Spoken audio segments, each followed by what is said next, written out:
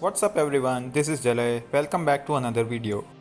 In this video, we will be unboxing Cooler Master MasterBox MB511 RGB cabinet. If you are on a little tight budget but still wants a decent cabinet, this video is for you. So without any further delay, let's get into unboxing. As you can see on the box itself, Cooler Master MasterBox MB511 RGB has a mashed front panel. Looks like there are a couple of USB ports along with the audio jacks and a 4mm thick tempered glass side panel. There is some more information on the left side of the box, but unfortunately hidden under these stickers. On the back is again some basic features written in multiple different languages and nothing on the right side as well. So the only thing left for me is to break the box open and take a closer look at the cabinet itself.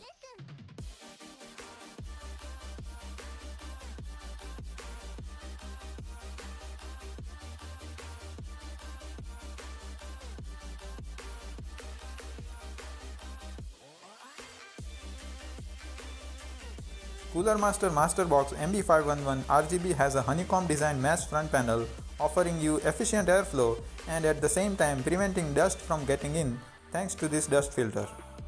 Right underneath the front panel is three 120mm RGB LED fans pre-installed and can be easily controlled using these compatible softwares. If your motherboard does not support the RGB control function, you can connect the reset button with this RGB controller which comes with the cabinet, and you will be able to control the RGB lighting directly from the I/O panel. Speaking of the I/O panel, right beside the indication LED are two USB 3.0 ports, the power button designed in the shape of Cooler Master logo, audio in and out supporting HD audio, and the reset button.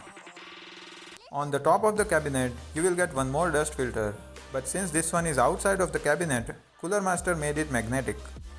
On the left, you will get a 4mm thick edge-to-edge tempered glass side panel secured with these two non-detachable thumb screws, making sure that they are never misplaced. You might be wondering why only two screws. Well, the reason being this metal bracket at the bottom of the panel prevents it from falling just by unscrewing these two thumb screws. This cabinet also comes with a 120mm non-RGB exhaust fan pre-installed on the back, providing positive airflow. Right on top of the PSU shroud, you will get an additional SSD mounting bracket. The interior is very spacious and can easily fit ATX, micro ATX and mini ITX motherboards. It can support CPU coolers up to a height of 165mm and graphics card up to a length of 410mm.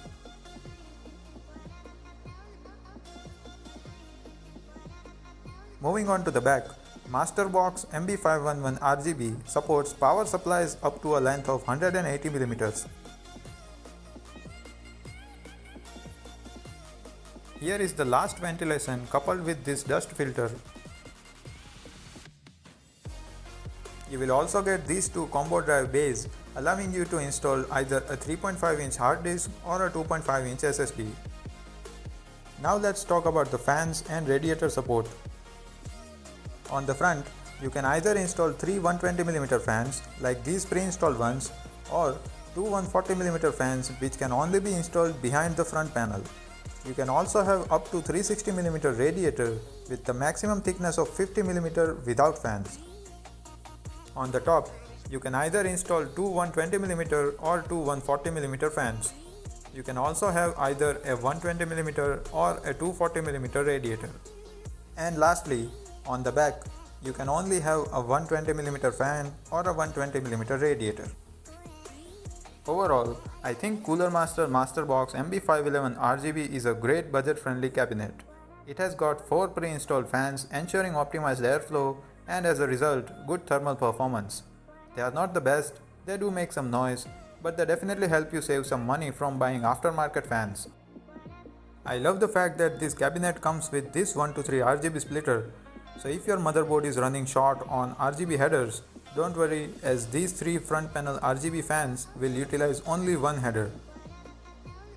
I bought this cabinet for 5800 rupees and I'm pretty satisfied with it. Anyway, that's been it. Thanks for watching. If you like this video, please leave a thumbs up, subscribe to my channel for more PC related content, and I will see you guys in the next one.